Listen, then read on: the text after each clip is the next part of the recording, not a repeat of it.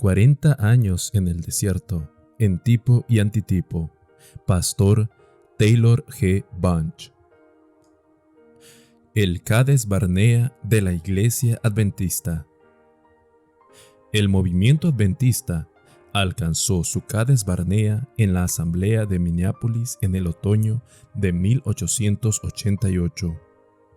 En los 2 o 3 años que la precedieron, el Señor, mediante el espíritu de profecía, envió mensaje tras mensaje, declarando que estaban en los lindes de la Canaán celestial, y llamó a un gran despertar espiritual.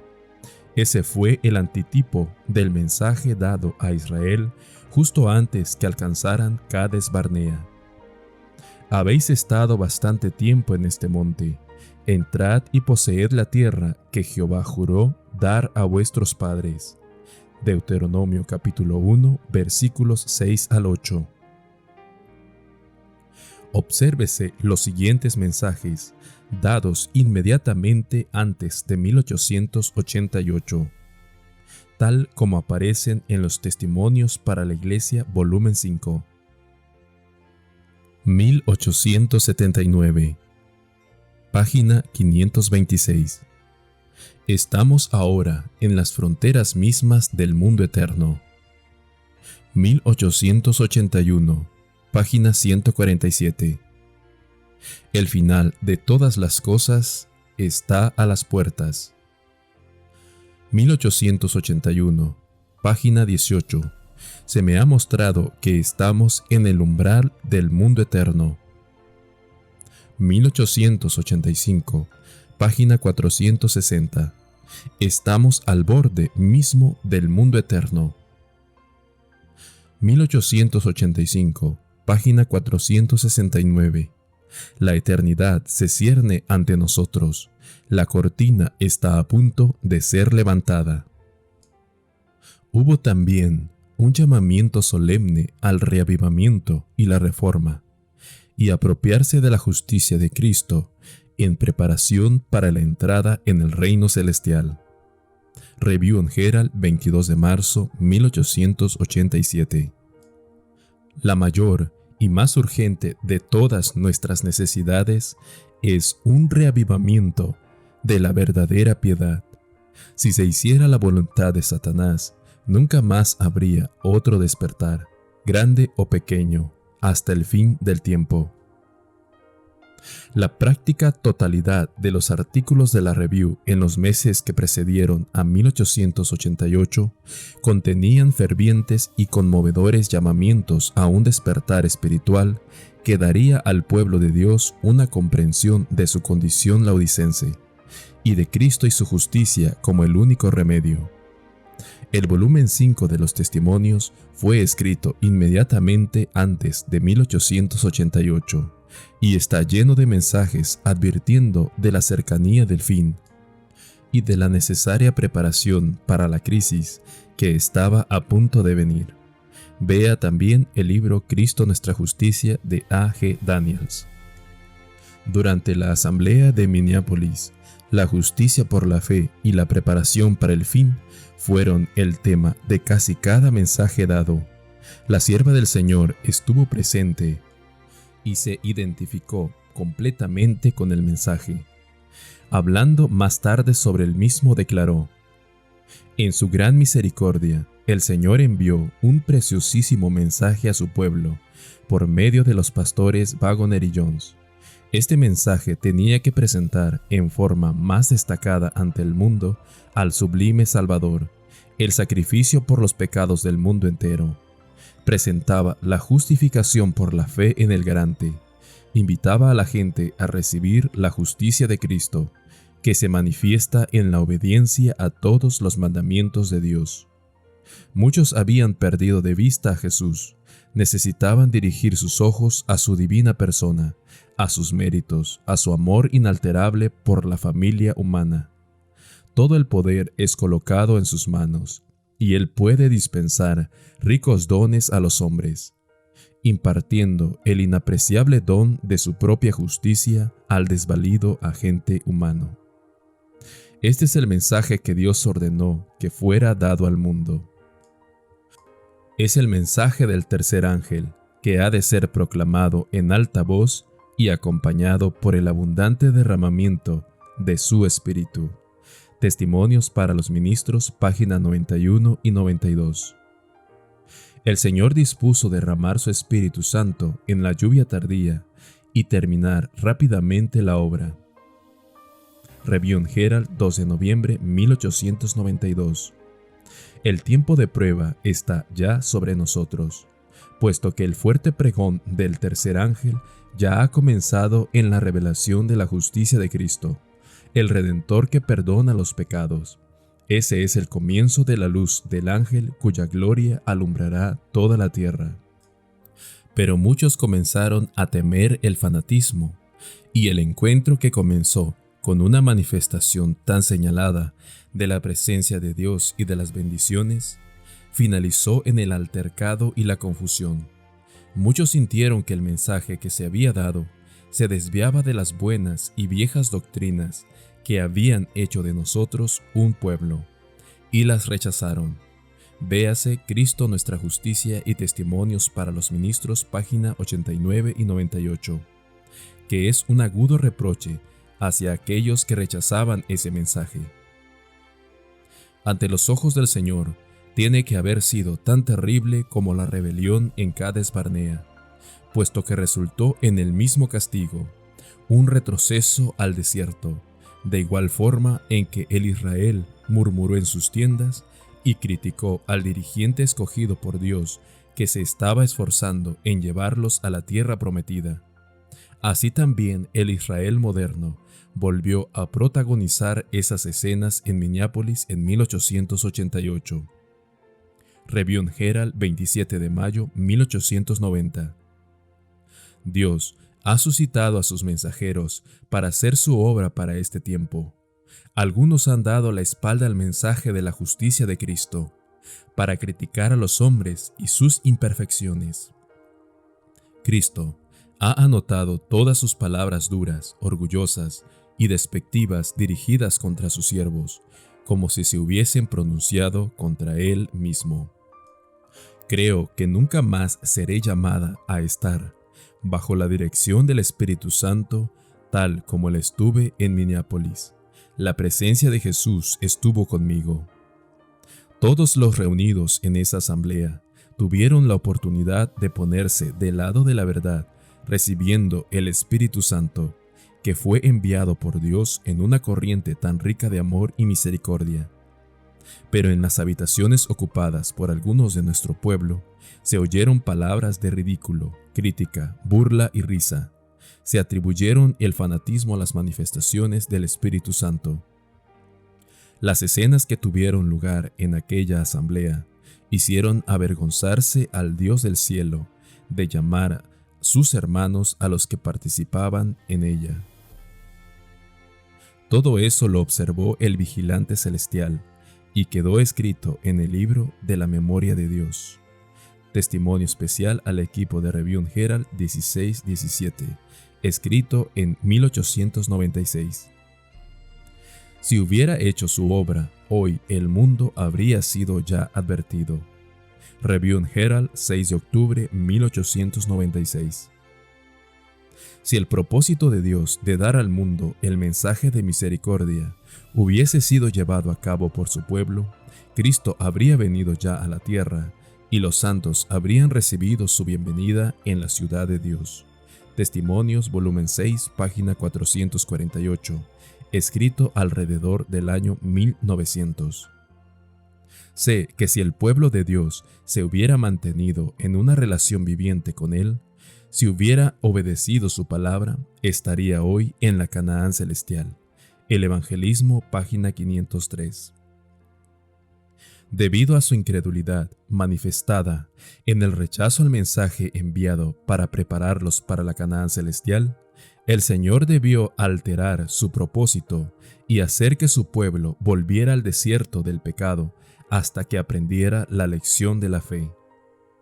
Tal vez tengamos que permanecer aquí en este mundo muchos años más debido a la insubordinación, como le sucedió a los hijos de Israel, Pero por amor de Cristo, su pueblo no debe añadir pecado sobre pecado, culpando a Dios de las consecuencias de su propia conducta errónea. El Evangelismo, página 504, testimonio publicado el 7 de diciembre de 1901. El conflicto de los siglos, página 510-511.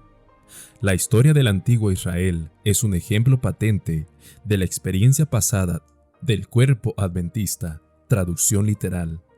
Dios dirigió a su pueblo en el movimiento adventista, así como sacó a los israelitas de Egipto. Si todos los que habían trabajado unidos en la obra de 1844 hubiesen recibido el mensaje del tercer ángel y lo hubiesen proclamado en el poder del Espíritu Santo, el Señor habría actuado poderosamente por los esfuerzos de ellos. Raudales de luz habrían sido derramados sobre el mundo. Años haría que los habitantes de la tierra habrían sido avisados. La hora final se habría consumido y Cristo habría venido para redimir a su pueblo. No era la voluntad de Dios que Israel peregrinase durante 40 años en el desierto. Lo que Él quería era conducirlos a la tierra de Canaán y establecerlo allí como pueblo santo y feliz. Pero no pudieron entrar a causa de incredulidad. Hebreos capítulo 3, versículo 19. Perecieron en el desierto a causa de su apostasía, y otros fueron suscitados para entrar en la tierra prometida. Asimismo, no era la voluntad de Dios que la venida de Cristo se dilatara tanto, y que su pueblo permaneciese por tantos años en este mundo de pecado e infortunio. Pero la incredulidad los separó de Dios. La Iglesia entró de esa forma en el tiempo de tardanza o demora, predicha en la parábola de las 10 vírgenes. Todas ellas salieron a encontrar el reposo, pero debido a que éste se demoró, cabecearon todas y se durmieron. Innumerables declaraciones en el espíritu de profecía afirman que el pueblo de Dios, pastores y laicos, están dormidos. A las 10 vírgenes les llegó un pregón que llamaba a un despertar. Aquí viene el esposo, salid a recibirlo. Mateo 25:6. Todos oyeron el mensaje, pero solo 5, la mitad de ellas hicieron la preparación necesaria para entrar en las bodas. Al final del tiempo de tardanza, se dará un mensaje de despertar al pueblo adventista. Qué triste saber que muchos no darán oído a esa advertencia, ni harán la necesaria preparación para entrar en el reino y participar en la cena de bodas del Cordero. La preparación necesaria consiste en aceptar como un don el manto de la justicia de Cristo y en vestirlo. Apocalipsis capítulo 19, versículos 7 al 9. Es muy evidente que el rechazo del mensaje especial de Dios en 1888, que resultó en una alteración de su propósito de llevar a su pueblo directamente a la tierra prometida, marcó el inicio de un retroceso espiritual hacia el mundo o Egipto. De hecho, tal retroceso había comenzado ya, y fue la razón para el envío del mensaje especial que los habría de preparar para entrar en la Canaán celestial. Testimonios, volumen 2, 123. Muchos no han avanzado desde hace años en el conocimiento y verdadera santidad. Son enanos espirituales en lugar de avanzar hacia la perfección. Están retrocediendo a las tinieblas y esclavitud de Egipto. Volumen 5, página 11. Como pueblo no estamos progresando en espiritualidad a medida que nos acercamos al fin. Página 88. Tengo constante dolor de corazón por nuestras iglesias. Muchas progresan, pero en su retroceso. Página 201. Me lleno de tristeza cuando pienso en nuestra condición como pueblo. El Señor no nos ha cerrado el cielo, pero nuestro propio comportamiento extraviado nos ha separado de Dios. El orgullo, la codicia y el amor del mundo han vivido en nuestro corazón, sin temor a ser descartados o condenados. Pecados graves y presuntuosos han encontrado cabida entre nosotros y sin embargo, la opinión general es que la iglesia está floreciente y rodeada de paz y prosperidad espiritual por todos sus contornos. La Iglesia ha dejado de seguir a Cristo, su guía, y con paso firme sigue su retiro hacia Egipto. Sin embargo, son pocos los que se alarman y asombran por su falta de poder espiritual, la duda, y aún el descreimiento de los testimonios del Espíritu de Dios leudan la Iglesia por todos lados. Boletín de la Conferencia General, 28 de febrero 1893.